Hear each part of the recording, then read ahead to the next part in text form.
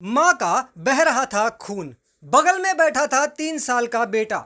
बच्चे के सामने मोहम्मद उमर ने किया रेप, सिर पर मारी ईंट। 500 सीसीटीवी की जांच के बाद दिल्ली पुलिस ने पकड़ा। यहाँ दो चार बातें बहुत ध्यान से समझने लायक हैं, इसलिए निवेदन है कि वीडियो को पूरा देखिएगा, समझने का प्रयास कीजिएगा और अच्छा लगे तो शेयर जरूर कीजिएगा।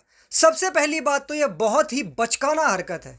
कारण बचकाना क्यों कहा जा रहा है? क्योंकि आजकल छोटे छोटे बच्चों को समझाया जाता है कि किसी अनजान व्यक्ति से कुछ भी लेकर खाना पीना नहीं। फिर यहाँ ये देवी जी ने आखिर क्यों एक ई रिक्शा वाले से कोल्ड ड्रिंक लेकर पी? क्या दुकानों में कोल्ड ड्रिंक नहीं मिलती? क्या वहाँ से खरीद कर नहीं पी सकती थी? तो ये पहली गलती उनकी। खैर, इस गलती के बदले जो जिहादी ने किया वो हम जस्टिफाई बिल्कुल नहीं कर रहे हैं, क्योंकि सबसे बड़ी बात तो ये है कि जिहादियों के दिमाग में बचपन से 72 हुरें डाली जाती हैं, तो जहां भी इन्हें अवसर मिलता है ये बलात्कार जैसी घटनाओं को अंजाम देते हैं। इसलिए इनसे भी सावधान रहना आवश्यक है। हमें जांचना चाहिए कि हम किसके साथ जा रहे हैं, किसका रिक्शा पकड़ रहे हैं, किसका टैक्सी है, किसका ऑटो है, किसे अपने घर बुला रहे हैं। ये जांचना बहुत आवश्यक है, अन्यथा कोई भी अनचाही हरकत हो सकती है। तीसरी बड़ी बात हम आपको बताना चाहेंगे, इस गुनाह में कानून भी सम्मिलित है, क्योंकि ये जो व्यक्ति पकड़ा गया, जो ई रिक्शा चालक उमर पकड़ा गया, जो जिहादी पकड़ा गया,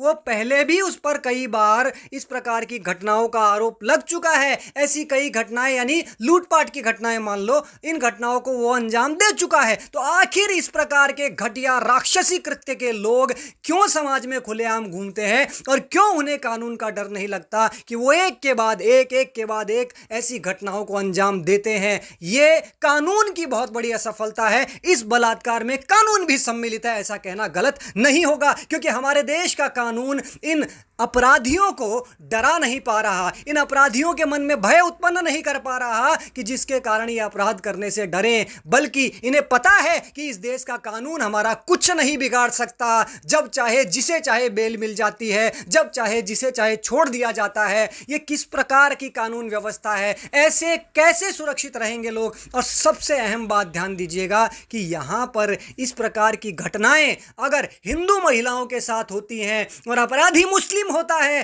तो सारा लोग, सब बुद्धिजीवी, मीडिया, बॉलीवुड सब शांत होते हैं। लेकिन इस प्रकार की कोई घटना यदि उल्टा, आप समझ सकते हैं उल्टा का मतलब, अगर वैसे हो जाए तो आप जानते हैं कि क्या होगा। सड़कों पर जाम लगा दिया जाएगा, टोपियों वाले सड़कों पर उतर जाएंगे, बॉलीवुड, मीडिया और सब कोई, सारे बुद्धिजीवी सब खड़े हो जाएंगे कि ऐसा कैसे कर दिया, एक मुस्लिम महिला के साथ गलत काम कैसे कर दिया। इस प्रकार की चीजें समझने वाली हैं। जब भी कोई बलात्कार होता है, कोई गलत काम होता है, तो इस चीज पर कठोरता से प्रशासन को कार्रवाई करनी चाहिए। लेकिन चूंकि हमारा प्रशासन, हमारे देश की कानून व्यवस्था इस ऐसे अपराधियों पर कठोर कार्रवाई नहीं कर पाती, इसलिए इस प्रकार की घटनाएं लगातार बढ़ती जाती हैं। और ध्यान दें, हे देशवासियों, कानून प्रशासन अपना काम करे ना करे, आप तो कम से कम सतर्क रहिए, सावधान रहिए, जिहादी प्रवृत्ति के लोगों को पहचानिए, उनसे दूरी बनाइए और साथ ही किसी भी व्यक्ति से